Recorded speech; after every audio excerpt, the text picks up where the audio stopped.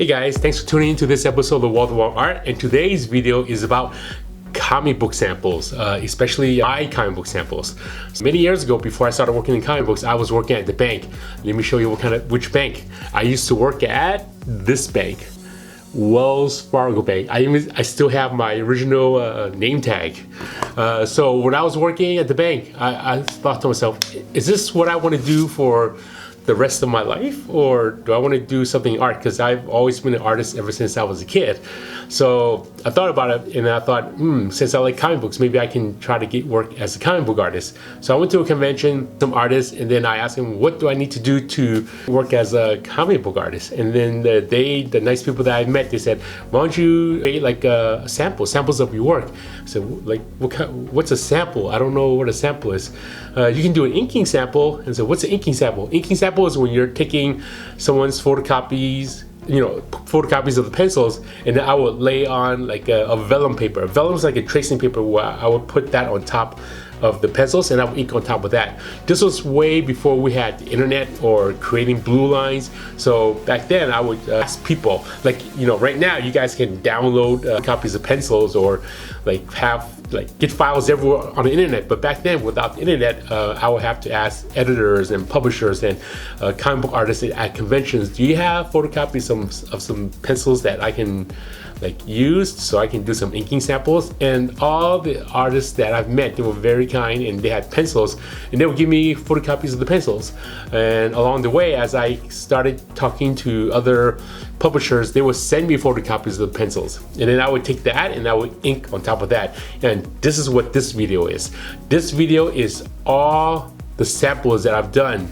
So I've done a lot of samples for a whole year, and this is a year's worth of samples, but we're going to look through it pretty quickly. So without further ado, let's check out this video. And if you're an aspiring artist, look at all the stuff I've done to get to the point where I am now. So it is a lot of work, but it took me a year's worth of practicing samples. So here we go. Okay, so let's start with this stack. So right out of high school, I took architecture class. Here's my vellum. As you can see through it. It's like a tracing paper. So these were the pencils. This is the pencils, and this was the inks. So with this, I remember using repeatographs to ink this. So just nothing basic at the time. These words here, it says BWS. I didn't know what that meant. I thought it was Barry Windsor Smith or something. But now, working in comics for so long, I know now that it meant black with stars. So that's one page that I tried practicing on. Okay, the next one is more just backgrounds, like a space station. Again, BWS. I didn't know what that was. And here, when I was doing sample practicing, I was just getting any kind of pencil samples that I can get my hands on. Doesn't matter what it was, but just having a photocopy of the pencils to practice on was pretty good. So this was Brandon Peterson, and this was my inks over it. Okay, let me zoom in so you can get a better view. Here, let's continue on. And here's I think this was Jordan Raskin, the penciler. This was a little bit difficult to do. Again, this was before I started working in comics. This whole stack here is my sample pages. Just doing samples and practicing and trying to get better with my work. And this was before I started working in comics. This was, I think this was Rob Liefeld. I got photocopies of Rob Liefeld's pencils. No, either Rob Liefeld or Chap. Yep, and here's my inks over it. So these were incomplete pencils, and then I just inked what I had. I had a friend that worked at Extreme Studios at the time, Marlo Aquiza, and he would give me samples. Here's more. This is Carl Oster. Look how bad look how bad my inks are. Again, this was just inking with a repeatograph on vellum paper. Okay, and here's more. I don't know who this penciler is. Chuck Jones is penciler. My inks over Chuck Jones. Some of these samples, not a lot of people seen. I would make them and then show one or two artists, get a portfolio review and have him get critiqued. And after that, it'll never be seen. So this is the first time I'm putting this on video for everyone to see. Snake Plissken over Fred Reyes. Okay, this, I don't know who the penciler was. Again, getting 11 by 17 photocopies at the time when I started working was very hard. Even making photocopies at 11 by 17 was very hard. So getting a copy this large to work on, doesn't matter what it was, as long as I had 11 by 17. Because when you're, oh look, it's a double page spread. So here's the pencils for this side. Okay, and then I guess when you flip it over, oh, there's this message. Let me see what you can do with these. I sent 2 different artists to work on. Show me your stuff. Stephen O'Connell. That was a publisher that I contacted, and he sent me these pages. So there's that. And then here's my inks. My inks is on this side, and then the pencils are on this side. Okay, let's continue on to see what else we have. This, I'm not sure who the penciler is. Either got this from Marvel or DC. So I'm looking at it now. Even my backgrounds, they're pretty bland. Things are out of line. This is embarrassing looking at my old stuff. Try to be like creative in doing certain stuff there. Again, didn't know what I was doing at the time. The more you practice, the better you get. That's just like with anything. Here's a page for Brigade issue 16. Again, these are samples that I practice on. These weren't published pieces. I just got photocopies of pencils and I would just ink over them. Here's another. This was from Newman for Extreme Studios over Todd Knock. Todd Knock was a penciler. So these guys were doing comics way before I've been doing it. Okay, here's this one. This one is a Glory and Friends swimsuit, and then here's my sample inks over it. So they're over here. Still kind of shaky. I mean, if I were to look at my own work, I see a lot of mistakes there. And it's a lot more practice from then to now. So I'm better now. And then here, this one is again over Todd Knock. Todd Knock's been working for a long time. And here's my inks. And looking at these, I don't taper them, I don't close them off right. To the tray 9, I can see all the mistakes and things I would do differently. Okay, here's another one, another Todd Knock. I got a chance to sit with Todd Knock at a convention one time. We were signing at the DC Comic booth, and then he was kind enough to do a collaboration. So he would be drawing pencils for people who were waiting in line at the DC booth, and then he would hand it over to me, and I would ink it. It was a really fun time inking over Todd Knock at the DC booth at San Diego Comic-Con one year. Okay, here's more background stuff. This was done on repeatograph. Not that good. I don't know what I was doing. Some of these samples I don't even remember seeing. So some bring back memories, some... Oh, this is so bad. Everything's so flat and bland over here. Okay, let's see. Yeah, I don't know who this penciler is. So if you know who this penciler is, comment down below. Nice pencils here. And I remember when I was doing samples, I didn't really know who's who. Like I didn't really keep track of pencilers or inkers. I didn't really know art that much. I was just a comic book collector, and I really wanted to work into comics. And one of the artists that told me that I can work in comics was Arthur Adams, because Arthur Adams used to work in the comic book store in San Francisco, and he was like, oh, why don't you try your inks? So that's how I figured out how to use vellum. He mentioned using vellum, where the vellum is. So you have, I think this is John Byrne. Yeah, this is John Byrne's photocopy of John Byrne's pencil, and I was inking it. I don't know what book it was for. Here's more of this. Like I'm looking at the photocopies, it says Faith something, I don't know. But what a mess this hair is. I can't believe I did that. I kind of cringe when I see some of my samples. But you know, I still have all my samples. I keep them, haven't looked at them for a long time. Ever since I got to work, I just put them away, and it was in a box, and I decided, oh, I'm going to pull them out to show everyone, aspiring artists, that you have to start somewhere. This one is not completed. This one's for a sample page. Look, all these X's. I think X means filling them out. At the time, I didn't know what X meant. Like if you look at these pencils, there's all these X's. I didn't know what that meant. So when I was thinking, I just inked it like that, and I thought that was good. But it just doesn't look like it's complete. I probably abandoned this, so no one ever seen this before. There's a lot of inking projects that I abandoned. Inking samples. Here's another John Byrne piece. Just like this. Yeah, I don't think this looks that good. I would do a lot of things differently. I didn't have any line weights. Holding lines were bad. My hatch lines were bad at the time. The samples. Here's another John Byrne sample piece. Look how bad that is. Inking with inking with tech pins. When I started inking, all I had was tech pins. Tech pins that was left over from like a college class that I had. And I thought, if I have tech pins, maybe I can get into inking because I have pins that can do ink. Here's Archie comics. I remember contacting Archie. Can I try doing some samples over some of your pencils? And then they were kind enough to send me these samples.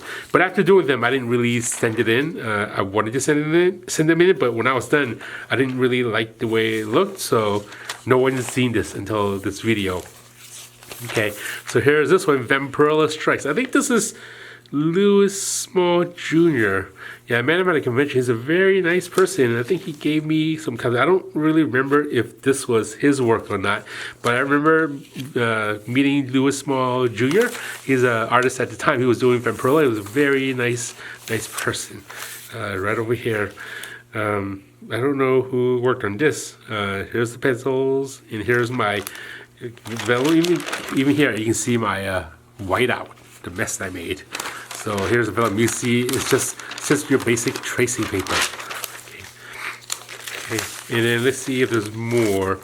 Right here, there's this one. I remember I was experimenting with spatter, so I was using white ink to spatter on top. Okay. These days, when you're inking, you can print out blue lines, but if you don't have an 11 by 17 printer, you can still go to an art store and buy vellum paper.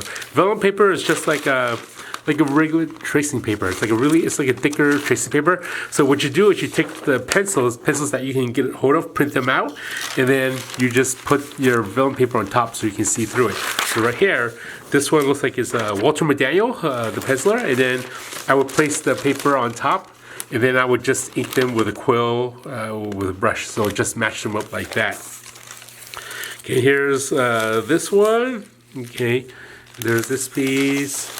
Let's look at some more. And again, some of these pencils, I don't really...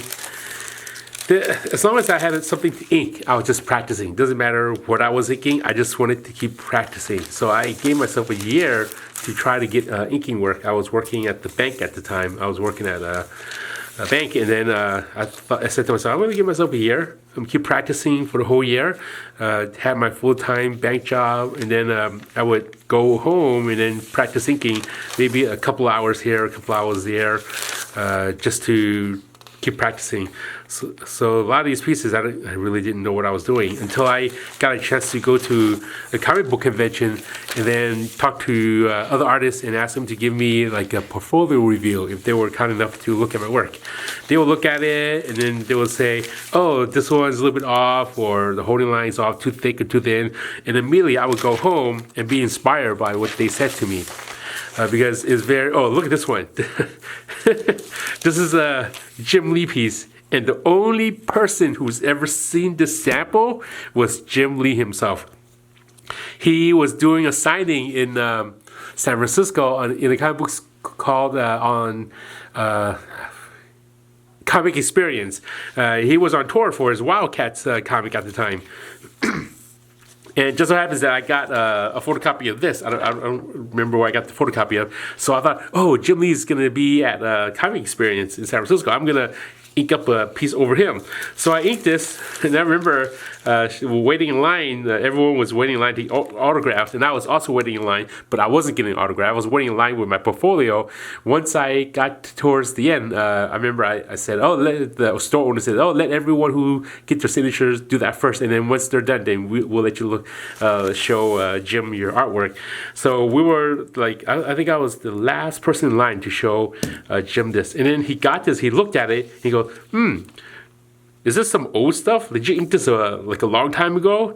I guess at the time this was his old pencils, and I said, no, I actually inked this specifically for you just a few days ago. And then he looked at it and goes, yeah, you need more practice. You're not there yet. You just a little bit more work. So that was humbling, but it was very memorable.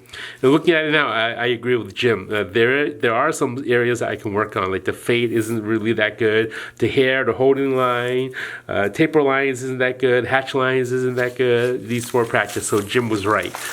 And then here's some of this right over here. This is Daredevil Kingpin over here. And again, like sometimes with pencils like this, you want to work and make sure things pop. When I was doing samples, and again, I was not a professional at the time. I was just a kid that wanted to get into comics, and I would just need to practice on certain areas. Some more here. This one is Onslaught. Marvel started sending me some stuff. This looks kind of like, I don't know who the pencil looks kind of like Lee Weeks. I don't know, or I don't know who the penciler is. So if you know, comment down below. Okay. Here. I keep telling myself that one of these days I'm gonna ink one of the Kubert brothers, either Andy Kubert or Adam Kubert, because I would like to work with those artists sometimes. And here we have I think this is, let's look. I think this is the Andy Kubert. So I've inked Andy Kubert on a sample page before. At the time, I didn't know that was the pencil. I didn't, again, like earlier I said, I didn't know who the penciler was. I didn't know who the artist was. I just wanted pieces of work to ink over. And then here's more here over the thing. Okay. And then here's another Jim Lee piece. I think I got a little bit better than that first original one that we saw earlier. This is some of his new, at the time, besides that X-Men, this was Wildcats. So I got a hold of his pencils. And looking at this, some areas are okay. Like these lines are not spaced apart that nicely. These lines are all wobbly. They're all over the place. The holding line isn't really that nice on Zealot. Some of these, like if I'm looking at this stuff now, some of the curve we crack, because I would do the things a little bit different compared to what I've done before.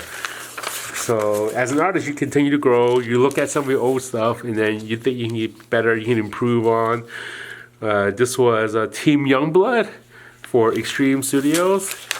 This one, I don't know what this. This one's for Evangeline over, I don't know, probably John Stintsman, the artist at the time. Oh, here's the fun one. This one, Stephen Platt's pencils, and then my inks over this. I remember having a lot of fun doing a lot of these white lines over black hair. Because the original inker who was doing that was saying, oh, you should do white lines on top of black. So that's how I learned buying white ink and inking on top. And here's another Evangeline piece right over here. This one is pencil by, looks like Rob Liefeld. So I guess I inked Rob Liefeld before, but not published, just sample pages. Okay, and this one, here's Bane. Bane's right over here. This looks, these are my inks. Okay, I don't have photocopies of the pencils on that one. I probably threw it away or lost it. Here is Wills Portacio. Again, I didn't know I was thinking Wills. As long as I got pencils of something. Again, it looks like it's my own inks. My own inks. This is just a photocopy of my inks. Okay, continue. And right over here, this one is Ash. I believe this is Joe Quesada. Yeah, I lost all my pencils. So these are photocopies of my own inks. So when I was doing these samples, when I was done, I would bring it to make photocopies of them. So when I make a photocopy, I would take the vellum and just put it on the copy machine and just copy them, and then I would make a lot of copies and then bring it to conventions and then pass them out as sample kits. So this one is this large character. Let me move the pencils here. This is a double page spread of a character. I don't really know who this character is. I think the penciler was Chap Yape. He was a good penciler at the time. So here's my inks, my sample inks, I should say. My cruddy, but bad sample inks. Okay, more Chap Yape right over here. So take a look at that. That's Grifter and that's Badrock. Yeah, Chap Yape. He's a penciler. And then here's my cruddy inks. But then just doing all these samples, it created patience. Taking my time doing them got me to be very patient in doing the work these days. Here's another profit over Chap Yape. I think this was a convention souvenir book that they did, but I got the photocopies of the pencils from the inker that I was communicating with.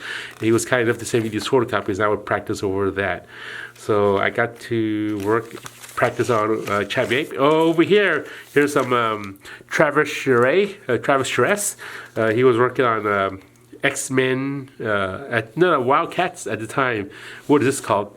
Yeah, this one is, I think it's, wow, I don't know what the title of this, but this is a Warblade, and this was his pencils, and that's my inks over his pencils. I was experimenting. I was adding white ink spatter with a toothbrush, and then black ink. So there's a black and white ink.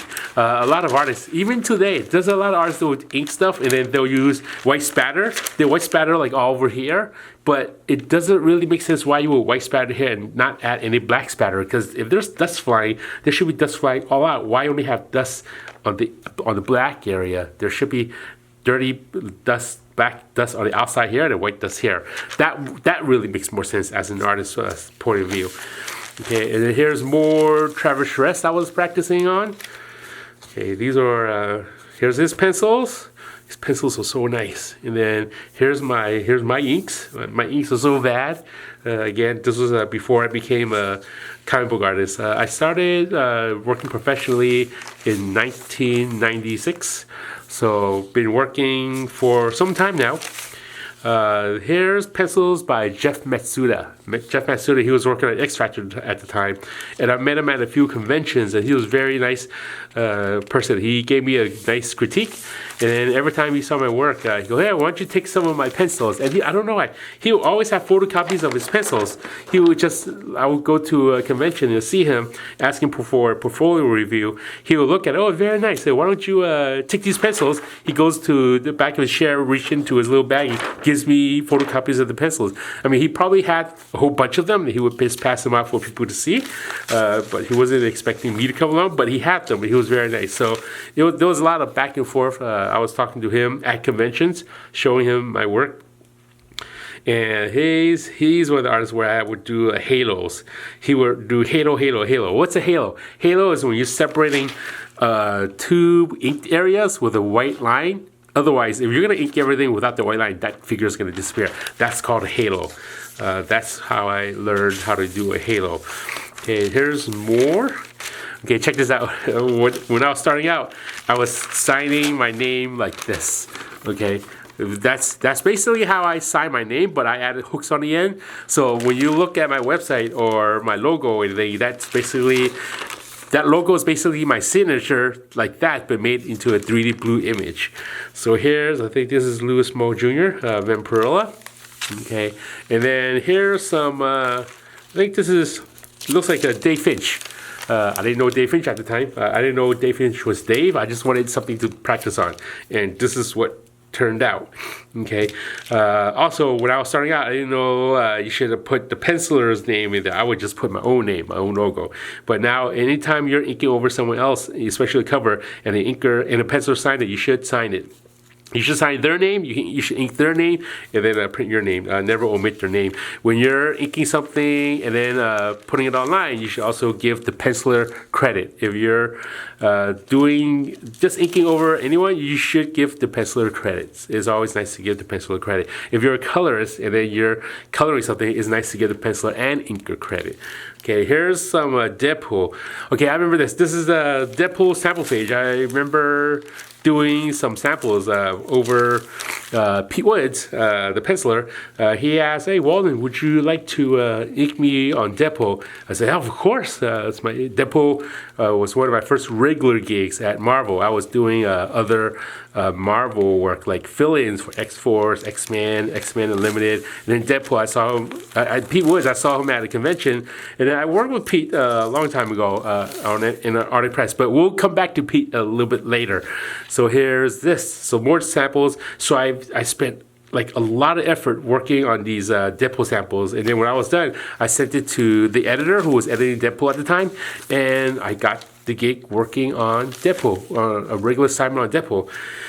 Here's some Arthur Adams piece. As I mentioned earlier, Arthur Adams was one of the artists that I've known first before any other artist. He was working at a comic book store, or he co-owned the comic book store in San Francisco.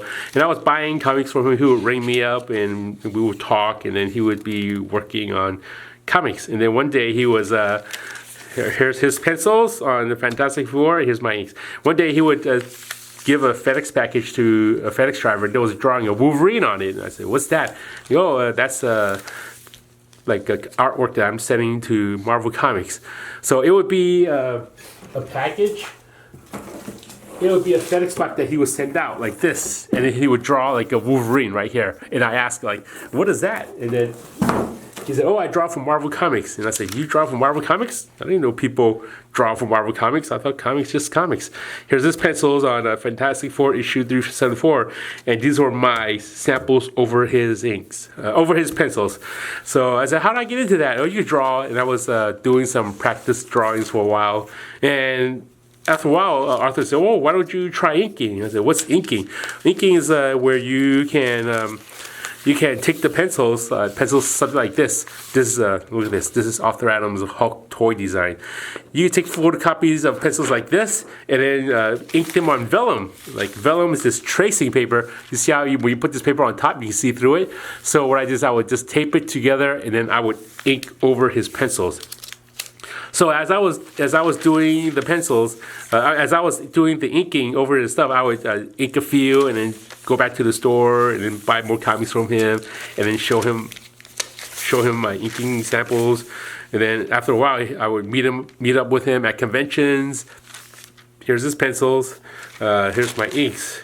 Like looking at this now, I would ink Arthur totally different. Because I understand, back then I was inking everything here with a quill, and I didn't really know how he inked. He just gave me samples, and I would just ink on top. But now, after talking to him, working with him on the Incredible Hulk from Marvel Comics, also Giant Size Hulk, I understand how his pencils work, and I would do those better.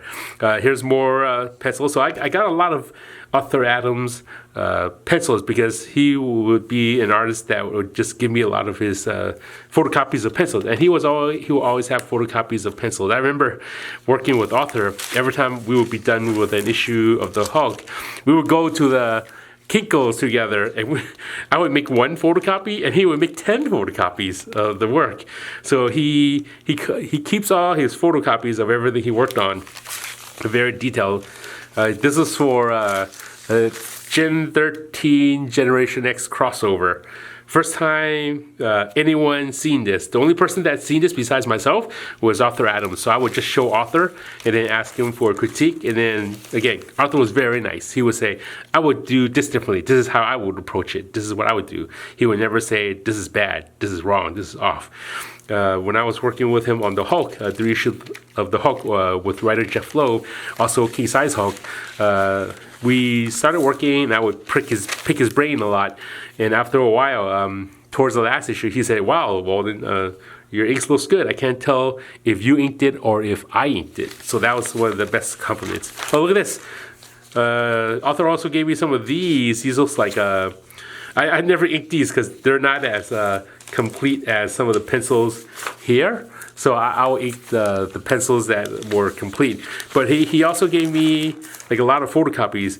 Who are Monkey Man and Brian? But I never ended up making these. I could have. So here's more here. So let's take a look. Take a look at some of Arthur Adams' layouts. Yeah, again, like, so when I see Arthur, he would just give me photocopies of his pencils. Very, very, very nice guy. One of the nicest guys in comics. I think if I didn't meet him at the comic book store, I probably wouldn't be a comic book artist. But he kind of opened a door for me to show me the way. And then here's more of his pencils. Yeah, I remember seeing Monkey Man. This is Monkey Man O'Brien. I remember seeing Monkey Man O'Brien before it was even announced. He drew a Monkey Man O'Brien on, I think it was on a comic backing board, and he stuck it up on top of the store. And I remember seeing a monkey and a woman, and I didn't know what that was. And then a few years later, this was when Image Comic started. They had all these Wildcats and Youngblood, and then a few months later, Dark Horse started doing Legends in print. And Arthur drew Monkey Man O'Brien. It was stuck in the store for a while, and then after a bit, he started publishing it. It's a very, very good comic. I mean, I wish Arthur would bring back Monkey Man and O'Brien. I would love to ink that. I mean, if Arthur asked me to work with him again, I would work with him again. One of my favorite artists. I mean, I like Arthur Adams' work before I even knew Arthur Adams was Arthur Adams. I just like the way it looks. As a kid, I didn't really keep track of pencilers or writers or inkers and colorists.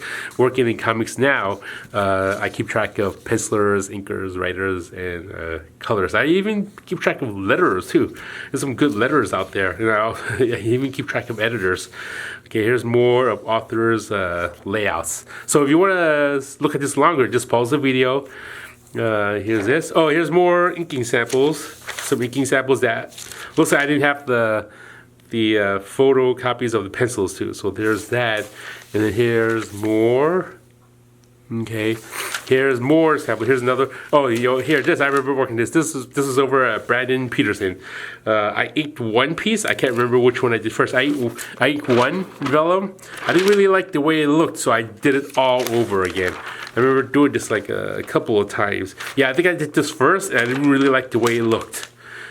Yeah, so I went back and I inked it again. Okay, so a lot of the stuff when I'm doing these inking practice, I don't really show it to people. It's just for myself to grow. Here's another one. Here's another vellum. Right here, check it out. See-through vellum. Yeah, this is also a vellum that I practice over. I don't have the pencils for this anymore. I did this one first. I didn't like the way it looked, and then I did this one next. So there it is. Those are all the samples I've done from when I started doing samples all the way to when I stopped doing samples. So when I was working on the samples, I was still working at Wells Fargo Bank full time, pretty much 8 hours a day. And then when I got home, I would continue doing samples like maybe 4 hours a day. 4 hours a day actually at nighttime. So it would have been like an 8-hour workday at the bank, and then a 4-hour at home, and then go to sleep. So I was really dedicated, and I really wanted to get into working in comics. So I'm glad I left Wells Fargo and then worked in Marvel Comics and DC Comics. So I hope you enjoyed this video. Please like, share, and subscribe. Check out my website, is waldenwongart.com. Over there, you can see videos and news about all the work I've done. Also links and items that you can purchase if you're interested in buying anything there. I also have an Amazon page on my website that shows you all the tools that I use. Also check out my Patreon page if you want to support me over on Patreon. My Patreon page is patreon.com/WaldenWongArt. There's a lot of tiers there that you might be interested in. Please like, share, subscribe, hit that notification bell if you haven't done so already, so anytime there's a new video coming out, you'll be one of the first to see it.